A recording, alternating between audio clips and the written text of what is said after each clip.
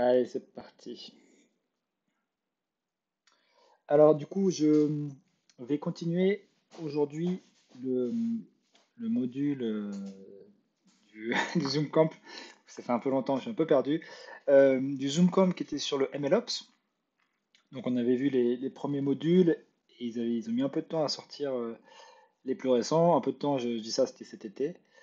Donc, avant de plonger dans le vif du sujet, hein, rapidement, ce qu'on avait abordé. On avait abordé MLflow avec tous les sujets de ML management, de modèles registry, et on avait fini par une démo d'MLflow.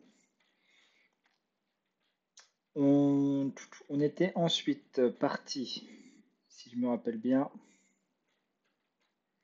sur l'orchestration et les pipelines, notamment avec l'outil Prefect. Donc on avait abordé toutes ces problématiques-là et idem, on avait fait une démo. Ensuite, on avait parlé de déploiement, machine learning déploiement, euh, toujours avec ML, enfin toujours avec MLflow, euh, toujours en utilisant à un moment donné MLflow. Et donc on avait vu différents moyens et notamment en utilisant Prefect et MLflow bien évidemment. Et je passe et du coup ça nous amène au cinquième module qui est une fois que vous avez déployé votre modèle de monitoring, de machine learning, qu'est-ce qui se passe? Donc du coup, au programme du jour, 5 grands points. On va d'abord faire une introduction au monitoring pour les services de machine learning. On va s'interroger sur qu'est-ce qui peut mal aller avec les données sur un modèle de machine learning. Ensuite, concrètement, comment on peut traquer la qualité des données et leur intégrité. Deux concepts fondamentaux. Par la suite, le data drift et le concept drift qu'on présentera. On a les causes et comment s'en prémunir. Et on terminera avec une démonstration sur des evidently.ai, qui est un outil en ligne assez sympa et qui va nous permettre justement, vous en doutez, de faire du monitoring. Alors, je vais passer en plein écran et on est parti. Alors, du coup, première partie, le monitoring pour les machines, pour les services de machine learning. Donc, après un dur labeur, des réunions avec votre client à préparer, feature engineer, entraîner, évaluer, vous avez enfin déployé votre modèle. Ça y est, ça tourne sur AWS, GCP ou Azure. Sauf que en fait, le travail ne s'arrête pas là. Ce n'est que c'est le début de la vie du modèle. Il vit enfin, il est en live. Maintenant, il va falloir surveiller que tout se passe bien. Par exemple, beaucoup de choses changent. En fait, le monde, quand vous déployez, il continue de changer. Là, quelques exemples, c'est typiquement avec le Covid, il y a pas mal de choses qui ont chamboulé le cours de l'histoire, on va dire. Instacart, donc plateforme de course en ligne, ils ont vu que la précision de leur modèle était passée de 93 à 61% à cause justement d'un changement soudain des habitudes. Les banquiers se sont beaucoup questionnés sur les prêts et sur le fait que oui ou non ils devaient accorder des crédits à leurs clients. Les algorithmes de trading, eux, ont complètement perdu leur repère. Certains fonds pardon, ont perdu jusqu'à 21%. Et pareil, dans les modèles de classification d'images, euh, il faut revoir un petit peu, enfin ça a changé un peu les habitudes. Et maintenant, avoir un ordinateur à la maison, c'est pas forcément uniquement du loisir ou des jeux vidéo, ça peut aussi signifier du travail. Donc grosso modo, en fonction du temps, au fur et à mesure que le temps passe, les modèles vont se dégrader. Et donc, c'est pour ça qu'il va falloir enfin, leur entraîner à minima et aussi effectuer d'autres opérations qu'on va voir par la suite. Donc, les modèles se dégradent et pour ça, on a besoin de monitorer pour savoir anticiper, mesurer à quel moment il va être critique de ne plus les avoir entraînés. Donc, du coup, si on reprend la pipeline générale, à la fin du déploiement du modèle, on a évidemment il faut servir le modèle et il faut monitorer le modèle. Et donc, ça va être une boucle de rétroaction sur le feature engineering et sur l'entraînement du modèle. Donc, on est reparti pour un tour. Alors, du coup, petite définition du machine learning monitoring. Le but, c'est de traquer et d'analyser les performances du modèle en production pour s'assurer que la qualité est acceptable et en tout cas validée par le métier.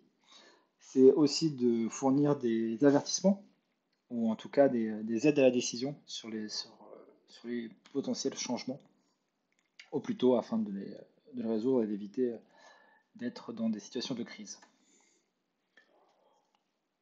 Alors, on va dire que sur un service web classique, on va vouloir faire en sorte qu'il soit uptime, que le serveur tourne, simplement, que le disque dur soit pas plein, que la RAM, que le temps de réponse est acceptable. Ça reste, il y a finalement assez peu d'éléments. En machine learning, il y a beaucoup plus de concepts à surveiller. On va voir les performances pures du modèle accuracy, et on va voir d'autres choses autour des données, donc le fameux drift, le fait qu'on va dévier, que les données vont dévier par rapport à ce qu'elles étaient par avant, ou tout simplement concept drift, le fait que finalement le monde évolue et donc les concepts changent. Donc forcément, le modèle qui a été entraîné pour des concepts passés n'est plus pertinent. De manière plus classique, il peut y avoir des pipelines cassés, des pipelines donc de données qui, en fonction de vos modèles, vous allez avoir des préparations plus ou moins longues. Ces pipelines, plus vous rajoutez d'éléments, plus il y a un risque que ça casse. Les données peuvent changer en fonction d'une nouvelle catégorie qui apparaît ou d'une nouvelle source de données qui arrive. Les données peuvent ne plus arriver. Du coup, ça c'est un problème. On peut se rendre compte que certains de nos modèles ont en fait un biais qu'il va falloir traiter. Et par un autre exemple que notre modèle sous-performe sur certaines catégories, on va dire de régions dans le monde par exemple, que notre modèle de prédiction d'achat est très bon en Europe mais très mauvais aux États-Unis. Et du coup ça on se rend compte a posteriori en mettant en place du monitoring. La difficulté c'est que les modèles, même s'ils sont up, en fait ils échouent de manière silencieuse. Donc il n'y a pas forcément de page 404 ou d'erreur en mode le service n'est pas disponible. Le modèle va répondre, va envoyer quelque chose, mais c'est la réponse qui va être mauvaise. Et donc toute la difficulté, ça va être de déterminer si les réponses du modèle sont pertinentes ou pas. Donc le fait qu'il y ait des données, évidemment, que les données changent, ajoute une énorme couche de complexité.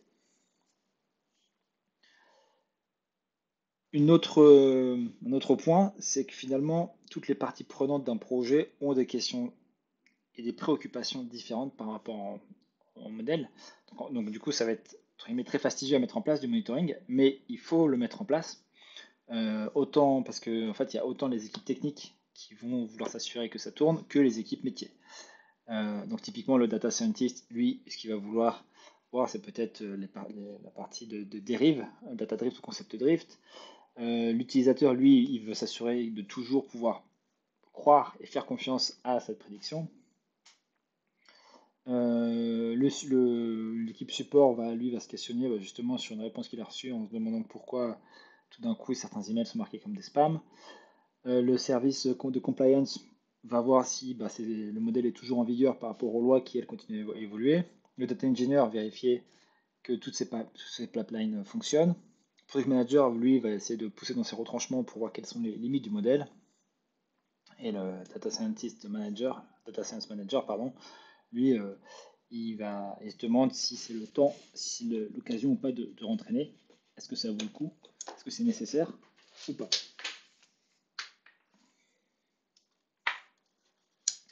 Voilà, donc voilà, petite introduction rapide sur le monitoring. Donc, déployer un modèle, c'est très bien. Beaucoup de projets n'arrivent pas à ce stade-là, mais c'est uniquement le début finalement de la vie du modèle en live. Le monde change très vite et ça, c'est matérialisé par les données dont le modèle va continuer à recevoir pour faire ses prédictions. Et donc, comme le monde change, forcément, le modèle de machine learning a de fortes chances de se dégrader. Et pour ça, il faut mettre en place du monitoring. Et on l'a vu, un monitoring qui est bien plus spécifique qu'un simple service web classique comme une base de données ou un service web. On enchaîne du coup avec la deuxième partie. Qu'est-ce qui peut mal aller? Qu'est-ce qui peut mal tourner avec les différentes données? Là, on va faire un état des lieux entre guillemets, tout ce qui peut se passer pour vraiment vous faire comprendre que le monitoring n'est pas à prendre à la légère. Donc, la base du machine learning, comme vous le savez, c'est les données et garbage in, garbage out. Donc, si les données sont de plus en plus mauvaises, enfin, sont de plus en plus différentes par rapport aux données d'entraînement, bah forcément, les résultats vont être de plus en plus éloignés des résultats qu'on a optimisés pendant l'entraînement. Donc, il y a deux sortes principaux de problèmes avec les données. Dans un cas, c'est les données en elles-mêmes qui ont un problème. Dans l'autre cas, c'est l'environnement dans lequel on évolue qui va changer, qui va forcément impacter les prédictions. Donc, on va prendre un exemple d'un service marketing dans une société qui veut faire des promotions. Et on va illustrer justement, notamment la première catégorie, c'est dans la partie data processing. Donc, on a plein de bases de données différentes. La base de clients, on a les logs des applications web, les logs des applications mobiles, les logs du call center, et on a une spreadsheet avec plein de promos. On met tout ça dans un data warehouse, on join tout ça, on fait des features, on obtient un modèle, et ensuite on calcule justement des promos pertinentes qui vont nous permettre d'envoyer ça à des utilisateurs pour les pousser à la vente, en tout cas pour les convertir. Donc qu'est-ce qui peut se passer?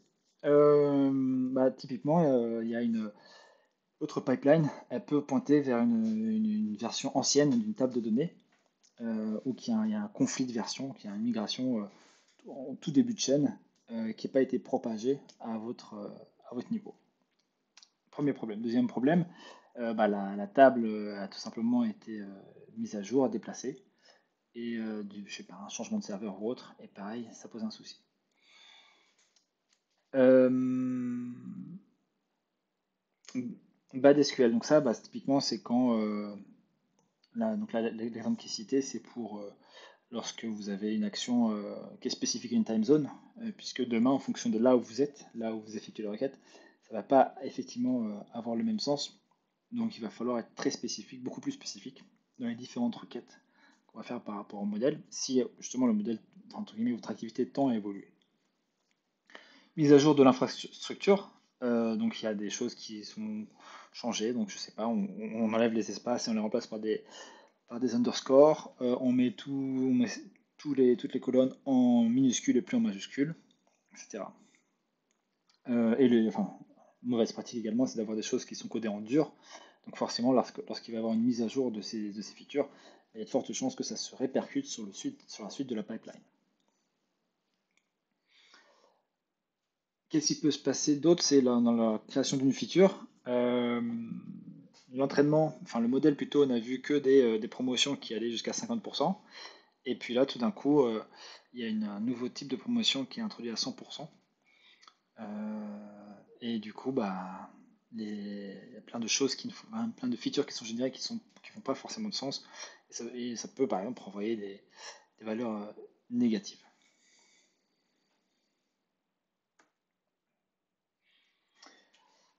Donc voilà, on l'a un peu évoqué, c'est que le schéma de données va changer. Donc ça peut être un changement tout à fait valide, hein, d'un point de vue métier, mais que le modèle n'a pas pris en compte. Donc là, voilà, une colonne CID qui est renommée en client ID. On décide de renommer name en client name, type en call type. On vient préciser les call type. Avant, c'était soit card account, maintenant c'est card lots ou account balance. Donc on imagine qu'il y a d'autres actions aussi qui ont été introduites. Et on rajoute une colonne, préférence du canal, donc par quel canal la personne a contacté le support. Donc là, on a téléphone et email. Ce qui peut arriver aussi, c'est des différences dans les unités, donc entre Fahrenheit et Celsius, différence de format entre les dates, euh, format ISO ou format exotique américain ou autre. D'autres features, voilà, d'autres features qui arrivent et que le modèle n'a jamais vu, qui du coup vont pas forcément être exploitées, ou un changement de provider ou d'API pour aller récupérer des données. Et donc qui vient changer forcément le schéma. Tout ça, ça a des impacts sur le pipeline global. Donc, ce qui est un peu ironique, c'est du coup pour ça en fait finalement ça va être des améliorations, hein. Typiquement, si un provider qui vient mettre à jour son API, c'est sûrement pour des bonnes raisons et pour améliorer. Sauf que il faut qu'on soit en mesure que le modèle les prenne en compte. Si justement l'API d'un provider vient augmenter la granularité de la fréquence de génération de données, c'est mieux, on aura plus de données. Mais nous, du coup, il faut qu'on mette à jour. Et donc pour ça, notamment bien garder une trace de qui est responsable, documenter, prévoir et anticiper à temps. Autre point, les données peuvent être tout simplement perdues. Donc pour une raison ou une autre, là vous perdez les logs des clics parce que l'application mobile a été mise à jour et pour une raison en particulier, il n'y a plus les clics qui sont remontés. Donc il n'y a plus de data. Du coup, est-ce qu'on fait plus de prédiction? Est-ce qu'on s'arrête? Il faut être en mesure d'anticiper et de le monitorer pour intervenir au plus vite. Ou un autre point pire, c'est quand justement les données sont corrompues, c'est-à-dire que un capteur de température va toujours envoyer une mesure, mais finalement ça va renvoyer la dernière mesure qu'il a en mémoire et pas forcément la mesure actuelle. Donc là pareil, il va falloir monitorer ça pour qu'on puisse le détecter que ce comportement est inhabituel. Ensuite, il y a des mises en place beaucoup plus complexes où justement où les pipelines dépendent de modèles entre eux. Donc là, l'exemple, c'est un système de navigation GPS. Donc on veut tout simplement avoir une suggestion de route. Donc ce qu'on va faire, c'est on va déjà récupérer plein de données du trafic. On va prédire les bouchons. En fonction des bouchons, on va prédire l'heure d'arrivée. Et en fonction de l'heure d'arrivée, on va suggérer différentes routes. Donc forcément, s'il y a un problème dès la prédiction des bouchons, ça a un impact sur les différents modèles par la suite. Alors que ces modèles sont tout à fait peuvent être, on suppose qu'ils sont opérationnels, mais c'est les premiers qui vont poser un problème. Voilà, donc seconde partie, qu'est-ce qui peut aller mal avec vos données, hein? Vous l'avez compris, énormément de choses. Et donc c'est pour ça qu'il faut mettre en place du monitoring, hein. C'est vraiment la première ligne de défense par rapport à tous les éléments qu'on a vus et qui peuvent venir casser les performances de votre modèle. Donc les données peuvent se casser, les pipelines peuvent se casser, il peut y avoir des mises à jour métiers, des mises à jour d'infrastructure, il y en a énormément. Donc ce que vous devez surveiller, c'est vraiment typiquement première étape, est-ce que le modèle répond toujours? Est-ce que le schéma de données est toujours bon? Est-ce qu'il n'y a pas de données manquantes? Euh, Comment se comportent les valeurs? Et est-ce que votre chaîne de processing se comporte comme convenu? Troisième partie, on va s'intéresser maintenant du coup à la manière dont on va pouvoir traquer la qualité de nos données et leur intégrité. Donc, on veut que tout ce qu'on a évoqué, bien sûr, n'arrive jamais, mais forcément, ça arrive. On est à l'abri de rien. Donc, le but, c'est de les attraper le plus vite possible, comme les Pokémon. Je me rends compte qu'il y a un souci dans mes slides, c'est pas grave. Du coup, les appels du modèle. Donc, déjà, première ligne de défense, est-ce que le modèle répond toujours? Est-ce qu'il répond et qu'est-ce qu'il répond? Donc, il faut mettre en place un système pour récupérer ça. Deuxième partie, comment sont nos schémas de données? Donc ça, il y a plein de bibliothèques qui existent, mais Evidently le fait aussi très bien. Donc en fait, on va vérifier que chaque feature a bien ses caractéristiques, donc avec des tests assez basiques, hein. Là, dans le screenshot qu'on a, on veut que l'income soit de type numérique, et là, on a un avertissement pour dire qu'on a reçu une variable catégorielle. Combien on a de colonnes? Est-ce qu'il y en a en moins? Est-ce qu'il y en a en trop? Là, dans le second avertissement, on voit qu'on a 3 colonnes qui manquent. On n'a pas réussi à récupérer l'âge, on n'a pas réussi à récupérer la balance et on n'a pas réussi à récupérer l'appel, la durée de l'appel. Donc forcément, à ce moment-là, il faut investiguer plus en profondeur pour savoir d'où ça vient. Donc si on revient sur l'income, par exemple, peut-être qu'il y a eu un souci dans une base et que maintenant on n'est plus passé sur des valeurs de 1 à 10, on est passé sur des valeurs de low, enfin catégorielles, du coup low, medium, high. Il faut juste qu'on transpose et qu'on mette à jour nos modèles.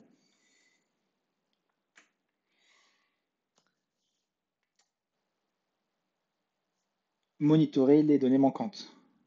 Donc là, simplement, on a un calendrier, on a nos différentes features selon les lignes, et après, on a simplement une couleur qui nous permet de dire les données manquantes en fonction des jours. Et là, concrètement, on voit qu'à chaque fois, les 2 dernières semaines, les 10 derniers jours, entre guillemets, à chaque fois, on a des données manquantes. Donc, il y a sûrement quelque chose qui vient poser un problème.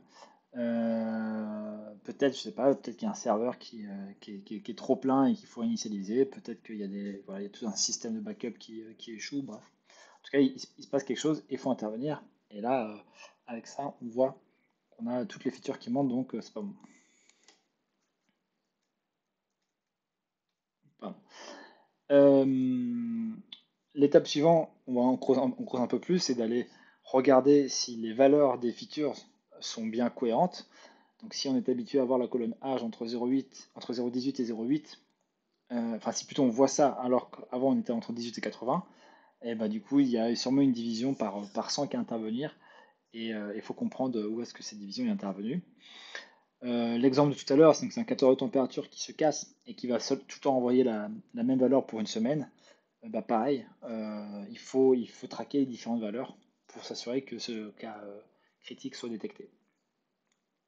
Ou enfin, lors d'une mauvaise manip, quelqu'un a enlevé un signement ou en a ajouté un.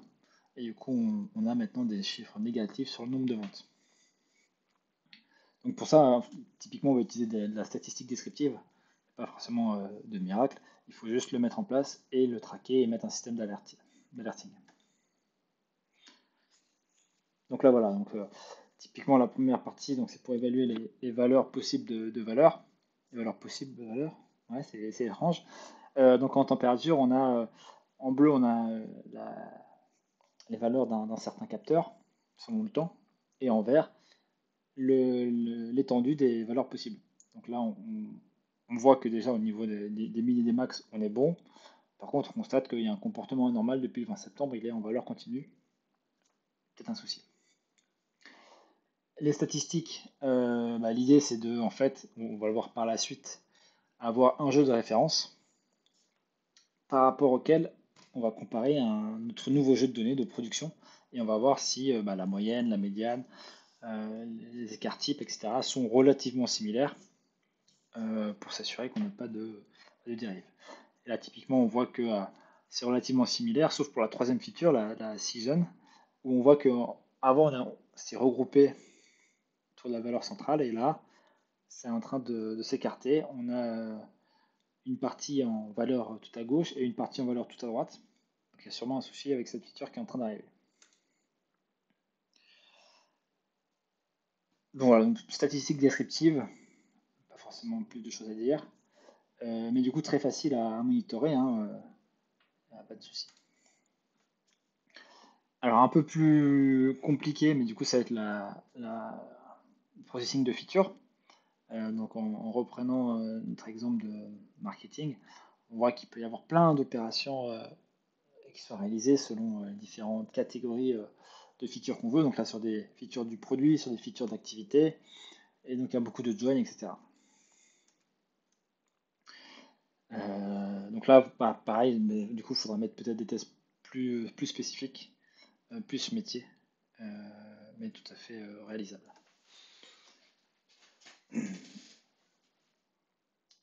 Alors, sur cette partie, donc on l'a vu, je me rends compte que c'est la même slide que tout à l'heure. J'ai vraiment raté un truc. Euh, du coup, vérifier la qualité de données, c'est vraiment la première ligne de défense. Voilà, il faut vraiment comparer ce que vous avez avec ce que vous avez eu pendant votre phase référente, votre phase d'entraînement. Et donc, on en a eu cinq étapes assez basiques, hein. Est-ce que le modèle répond? Est-ce que le schéma est toujours bon? Est-ce qu'on a des données manquantes? Est-ce que les valeurs ressemblent à ce qu'on avait précédemment? Et est-ce que la chaîne de processing est toujours viable? On va parler maintenant de deux concepts importants, data drift et concept drift, puisque en fait, il y a d'autres choses qui peuvent mal aller, hein, pas que l'intégrité des données. Il faut aussi vérifier que les données sont bonnes. Donc là, vous avez mis en place tout ce qu'on a vu auparavant, ça tourne. L'équipe Data Engineering a fait un super boulot et ça fonctionne et vous êtes backupé, quoi. Néanmoins, vous vous rendez compte que le modèle continue de se dégrader et du coup, il faut intervenir. Et là, vous dites mince. Euh, voilà, donc ça continue à drifter, à descendre. Là, il est très moche. Ah mince, bon. Euh, donc voilà, en fonction des KPI que vous avez mis en place, ça décroît forcément et c'est pas ce que vous voulez. Donc si forcément vos données elles sont bonnes, première étape, c'est simplement de réentraîner votre modèle avec des données plus fraîches, ce qui va, enfin, il va potentiellement avoir plus de diversité et surtout plus de diversité par rapport à ce qui se passe actuellement. Donc le modèle va sûrement ajuster ses corrélations par rapport à l'actualité, plus basé sur des données qui sont vieilles et qui sont peut-être moins pertinentes maintenant. Donc data drift, aussi appelé feature drift ou covariance shift, c'est du coup que les données ont changé, leur distribution a changé. C'est toujours bon, mais c'est juste que ça a changé. Là, sur cet exemple, on analyse l'origine du trafic d'un site web et on voit que typiquement jusqu'au milieu, on avait principalement des gens qui venaient de recherches payantes Internet, donc le modèle a été entraîné pour ça et a construit ses features avec ça. Et puis progressivement, on se rend compte que le trafic organique via les moteurs de recherche classiques, lui, ne se modifie pas. Par contre, on voit que la pub via Instagram qu'on a mis en place récemment, eh ben, vient prendre une part de plus en plus prépondérante par rapport aux recherches payantes. Du coup, ça, le modèle, lui, quand il avait créé ses premières corrélations, il avait forcément pris l'ancienne distribution en compte et il va falloir reprendre cette nouvelle distribution en compte. Et on voit en dessous forcément que si y a un changement de distribution, le modèle va en être affecté.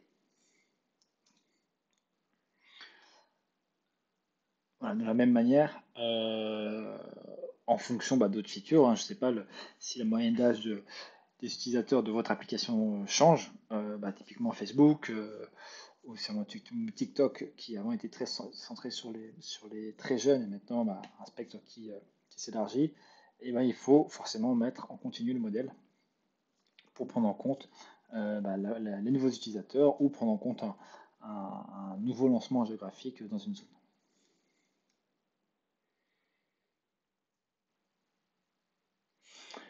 Un autre souci, c'est que peut-être que quand vous avez entraîné votre modèle en laboratoire, les données étaient très propres, vous avez vraiment mis beaucoup de temps pour les entraîner, et vous vous rendez compte qu'en production, c'est le jour et la nuit. Alors là, un exemple, vous avez à gauche des belles données, des belles lettres manuscrites, une belle calligraphie, et à droite, en production, vous vous rendez compte que finalement le fond, quelquefois il est blanc, quelquefois il est bleu, quelquefois il est jaune, que l'écriture, quelquefois ça bave, il y a une orientation qui est vraiment très différente à chaque fois, etc. Et, et sans vous en rendre compte, le modèle pendant l'entraînement, il a considéré que lui, une lettre, c'était en blanc. Et là, vous arrivez avec des lettres qui sont dans différentes couleurs, donc le modèle va forcément être perturbé.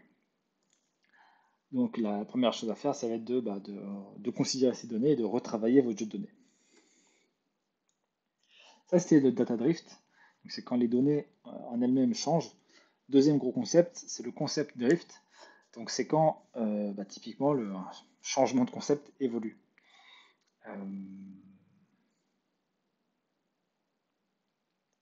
donc, moi, je, sais pas, enfin, je pense à Tchernobyl, typiquement, un exemple plus concret et en dehors de machine learning.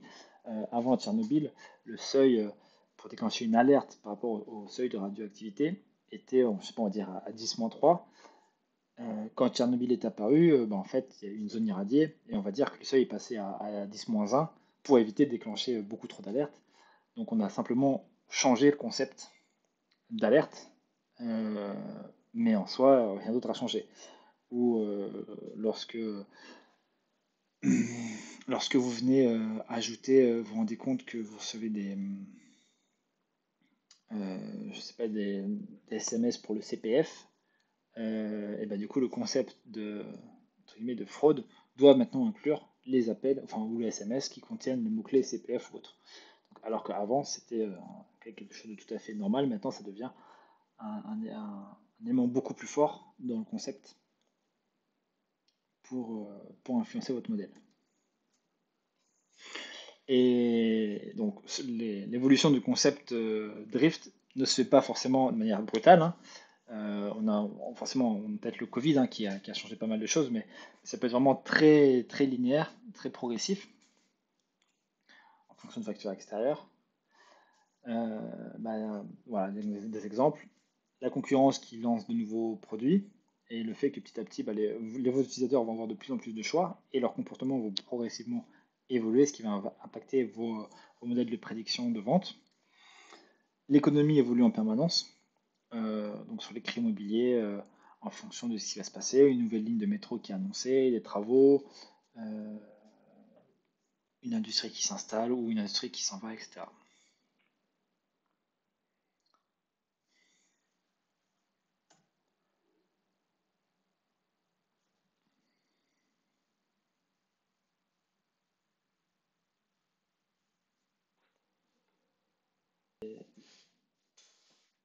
Les concepts vont évoluer. À quelle vitesse? Forcément, ça dépend. Meilleure réponse de tous les temps, réponse évidente à toutes les questions qu'on a en machine learning, ça dépend des données, ça dépend de comment ça évolue. Ce qu'il faut être sûr, c'est qu'il faut le monitorer et jeter un coup d'œil de temps en temps.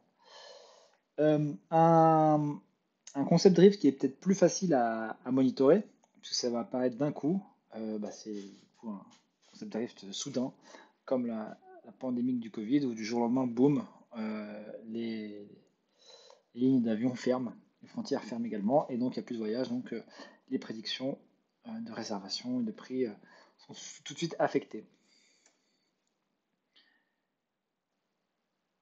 Après, un autre exemple, c'était sur la demande des pantalons de yoga qui a augmenté de 350%.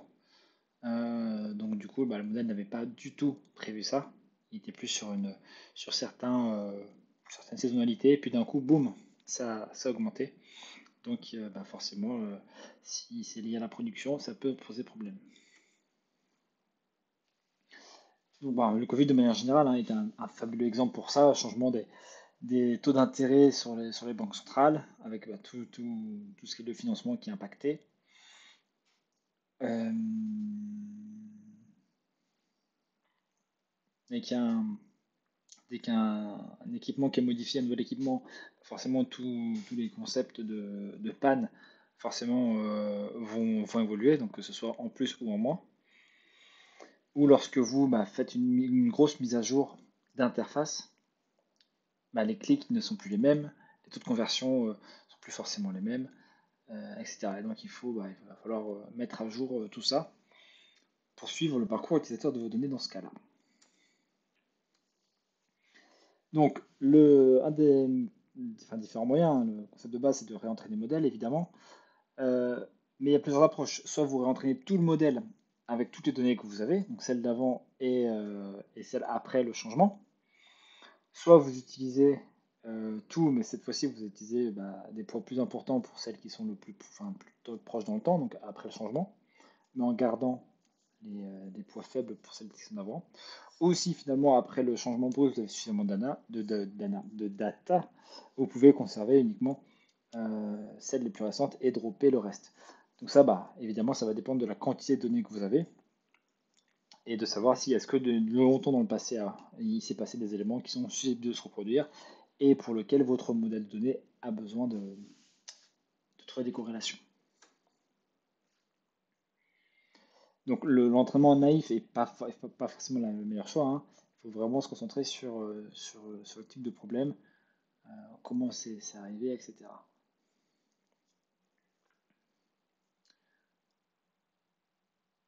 Une autre stratégie, ça va être justement de créer différents modèles. Un modèle avec les anciennes données, un modèle avec les nouvelles données, et ensuite de venir peut-être pondérer les prédictions de ces modèles, ou dire complexifier ou en tout cas tester de nouvelles architectures de modèles. Une autre possibilité. Un autre concept drift qui arrive, alors pour le coup celui-ci on est peut-être plus habitué, c'est le concept drift récurrent. Donc c'est typiquement quand on va avoir une saisonnalité, hein, on va avoir quelque chose qui change mais de manière régulière. Ça va être typiquement le Black Friday une fois par an. On sait que les habitudes de consommation vont être très différentes. Les vacances des banques, pareil, ça va être très différent sur les ventes ou sur d'autres éléments.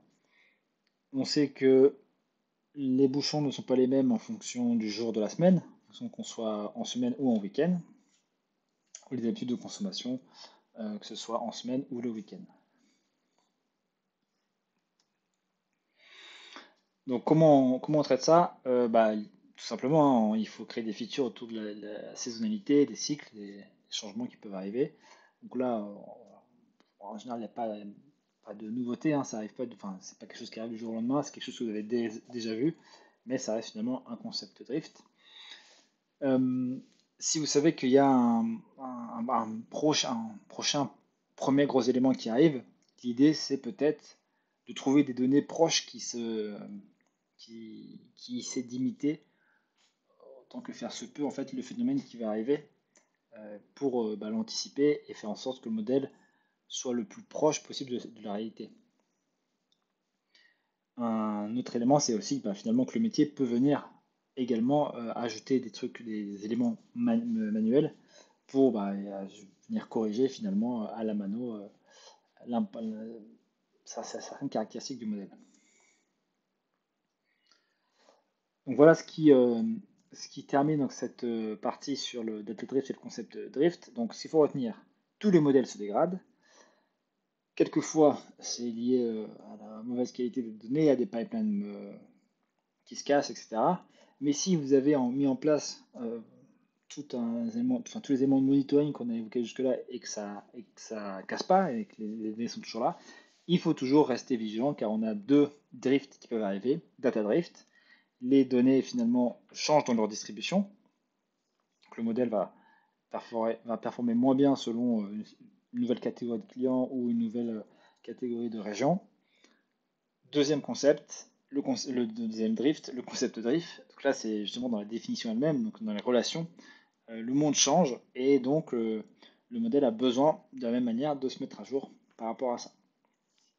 Et donc le concept drift, ça peut être graduel, ça peut être soudain ou ça peut être récurrent. Et donc à chaque fois, des stratégies différentes pour les traiter. Donc, ce qu'on a vu jusqu'à maintenant, donc c'était introduction un petit peu avec le monitoring de machine learning. On a évoqué qu'est-ce qui pouvait mal tourner en évoquant beaucoup d'exemples. On a vu concrètement comment on pouvait traquer l'intégrité des données et leur qualité. Et quand tout ça se passe bien, on a vu qu'il fallait encore se méfier du data drift et du concept drift. Donc c'était pas mal de choses. Maintenant, on va voir justement Evidently.ai qui va nous permettre notamment de monitorer en grande partie tous les points qu'on a vus. Showtime, alors pas de démo, mais je vais vous montrer du coup rapidement comment ça marche et c'est assez straightforward. Donc on va utiliser les données, les données California Housing de scikit-learn et ensuite on importe différents éléments d'Evidently. Donc on importe l'objet report, data drift, target drift, test suite, data quality test et data stability test. C'est quelques éléments uniquement pour l'exemple. Et c'est parti. Donc on importe nos données des maisons de Californie, on crée notre data frame, on a notre target, donc c'est le prix médian des maisons d'un neighborhood, d'un quartier. Et en fait, on vient simuler en fait notre prédiction avec une colonne prédiction où on prend la target et on lui ajoute une valeur aléatoire. Donc du coup, on a maintenant nos features, différentes features. On a la target exacte et on a la prédiction du modèle. Et du coup, avec ça, ça va nous permettre d'illustrer tous les concepts qu'on a vus précédemment. Alors, je l'ai rapidement évoqué, mais il faut bien évidemment toujours avoir un jeu de données pardon, de référence, celui que vous avez vu pendant l'entraînement et sur lequel le modèle s'est basé, et bah, le jeu de données de production, le jeu de données courant, pour vérifier bah, que les données ressemblent autant que possible au jeu de données de référence. Donc, un des premiers tests qu'on peut faire, donc il y a des suites de tests qui sont déjà toutes établies, donc notamment Data Stability. Ça va tester un ensemble de choses par défaut, sans que vous ayez rien d'autre à paramétrer que ça. C'est-à-dire, vous créez donc votre suite de tests. Pour l'instant, on fait que le Data Stability. On fait .run avec votre jeu de données de référence, vos jeux de données courantes. Et là, automatiquement, il va faire donc là 29 tests avec des succès et des échecs. Et, euh, et typiquement, là, il va vérifier le nombre de lignes, ce qui est pas forcément pertinent de manière générale, mais il va vérifier le nombre de colonnes, pour notamment vérifier qu'à un moment d'entrée, on n'a pas des colonnes qui sont rajoutées ou des colonnes qui ont disparu. Il va également regarder donc, la stabilité de la valeur moyenne, hein, donc là pour la latitude, il va comparer entre le jeu courant et le jeu de référence, que bah, les valeurs n'ont pas trop changé. Hop, pardon, il y a un moustique. Il n'y a plus de moustiques chez moi.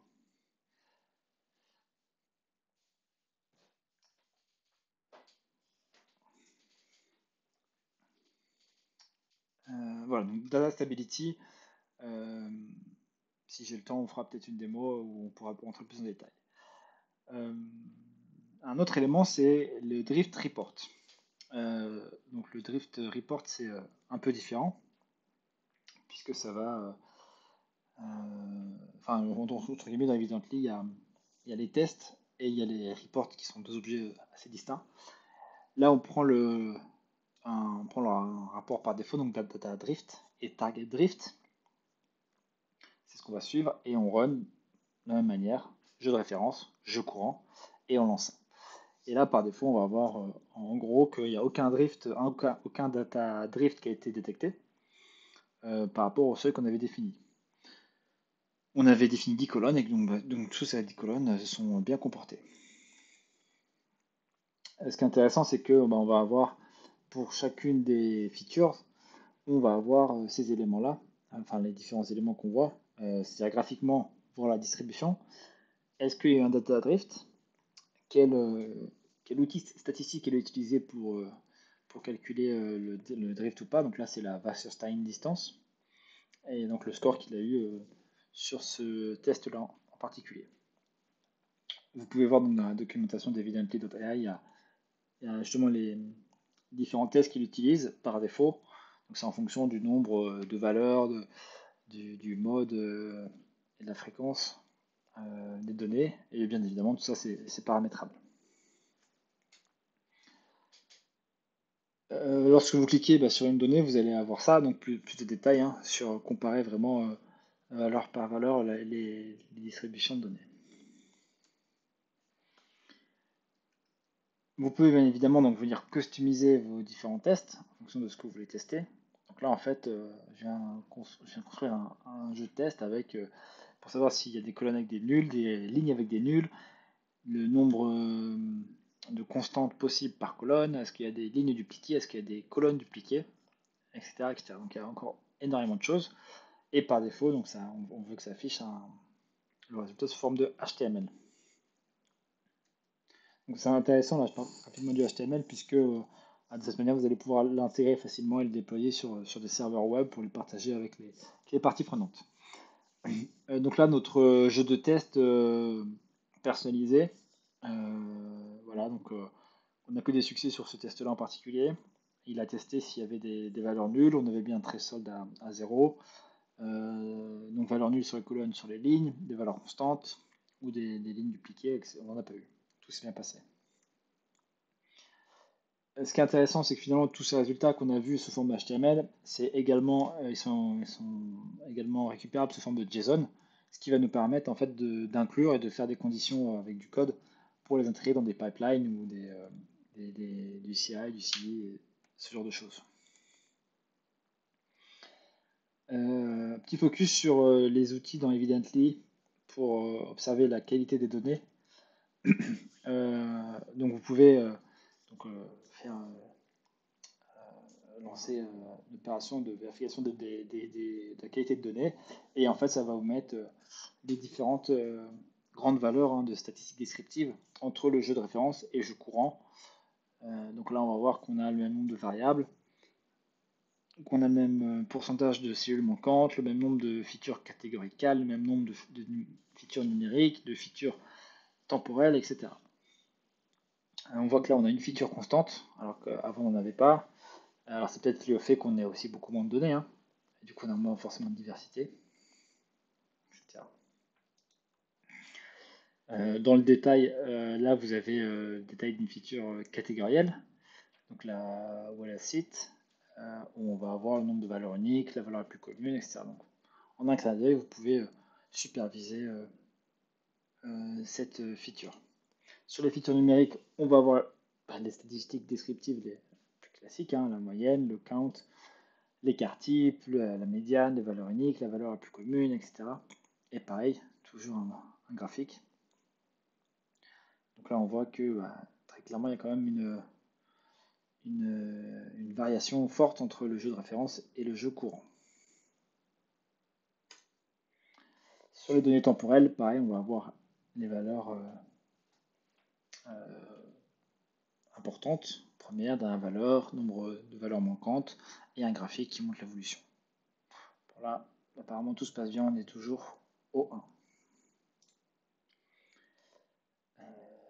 Bien évidemment, donc, sur votre feature, vous allez avoir des affichages différents, et comme ça, visuellement, on peut voir si ça suit quelque chose de normal. Et si, comme on le disait tout à l'heure sur le capteur de température, qui d'un coup va afficher qu'une seule donnée, là on voit que ça continue de se varier et ça semble être logique.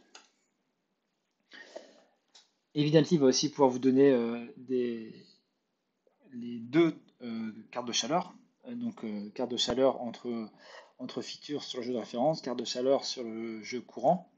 Et on va pouvoir visuellement, pareil, comparer l'évolution des corrélations.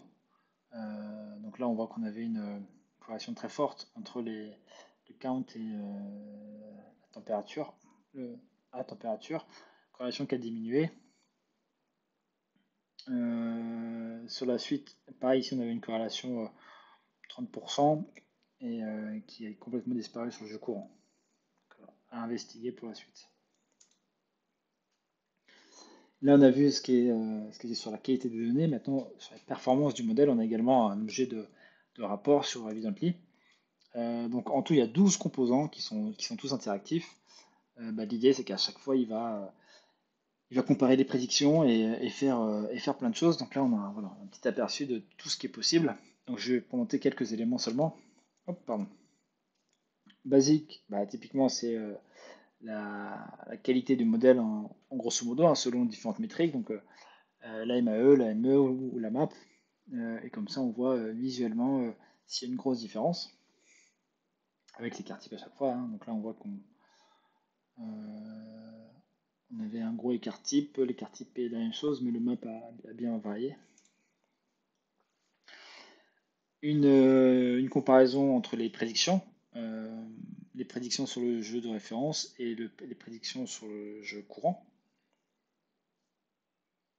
On voit qu'il y a une plus grosse dispersion là, dans le jeu courant. L'affichage des erreurs, à quel point on est éloigné sur des données temporelles. On voit qu'ici on avait quelques gros pics de variation ponctuels. Là on voit quand même que pendant toute une période on a été extrêmement mauvais. Donc ça serait intéressant de rentrer plus en détail sur cette période-là. Vous pouvez aussi donc voir la différence de... alors, que je dise pas de bêtises. Pour chaque feature... Oui, c'est qu'en fait, on va pouvoir mettre en avant donc là, la couleur, ça représente la valeur d'une feature en fonction des différentes prédictions. Donc on voit ici finalement, ici on avait sur la fonction de température que des valeurs entre 5 et je sais pas, 15 à peu près. Alors que dans le nouveau jeu de données, on voit qu'on a des la feature est arrivée autour de 25, et d'ailleurs quand elle s'éloigne un peu de la distribution linéaire, on voit que c'est sur des températures élevées. Donc il y a sûrement quelque chose à creuser à ce niveau-là. En termes d'intégration, donc j'en ai parlé, hein, vous pouvez soit récupérer les dashboards au format HTML, soit les intégrer dans votre pipeline en les exportant au format JSON. Et bien évidemment, vous pouvez également les utiliser dans des services de monitoring. Donc il y a tout un tuto qui est très bien fait, qui permet justement de coupler, d'intégrer Evidently à Grafana et Prometheus. Donc du coup Prometheus pour stocker toutes les données, Grafana pour les afficher et bénéficier de tout le système d'alerting de cet outil. Donc forcément c'est des outils à mettre en place en plus, mais une fois que c'est mis en place, au moins vous êtes sûr que ça tourne et vous avez du monitoring efficace. Voilà, donc ça c'est une capture d'écran où on voit du coup les différents scores du modèle et leurs évolutions à travers le temps. Et donc, on voit qu'il n'y a pas de grosse différence. On arrive à la fin. Donc là, je vous ai mis donc une capture d'écran d'Evidently. Il y a beaucoup plus d'éléments, évidemment, dans Evidently. Mais l'idée, c'est vraiment de vous montrer que tous les problèmes qu'on a soulevés pendant cette présentation, ils pouvaient en partie être traités par Evidently de manière assez rapide, assez simple. Donc allez jeter un coup d'œil à Evidently si vous vous interrogez sur une solution pour faire du monitoring de machine learning. Et donc pour résumer sur Evidently, alors c'est un peu leur tagline, c'est le monitoring c'est ennuyant. Donc ils ont construit des outils pour évaluer, tester et monitorer leur modèle pour pas qu'on ait à le faire. C'est open source. Ça va pouvoir traquer tous les éléments concrets qu'on a pu voir. Et derrière, il y a aussi une intégration extrêmement fluide, extrêmement variée, que ce soit en HTML, dans un pipeline, dans un service de monitoring ou couplé à MLflow aussi également. Je vous remercie. Je vous remercie de votre présence. Si vous avez des questions, n'hésitez surtout pas à m'en faire part d'une manière ou d'une autre, à me joindre par les moyens qui sont à votre disposition. Désolé pour le petit souci de connexion à un moment donné. Et puis on se retrouve très bientôt pour parler de préparation des features. Je termine un livre super intéressant et je voulais vous en faire part, puisque l'objectif pour moi dans ces vidéos, c'est de parler des choses de la veille que je fais au quotidien pour les enfoncer dans mon crâne, pas seulement les lire et les oublier. Donc essayer de les retransmettre aussi bien que je peux. C'est un merveilleux outil d'apprentissage pour moi, donc j'espère que ça vous sert. Je vous remercie et puis je vous souhaite à bientôt. Je vous souhaite à bientôt. Je vous dis à bientôt.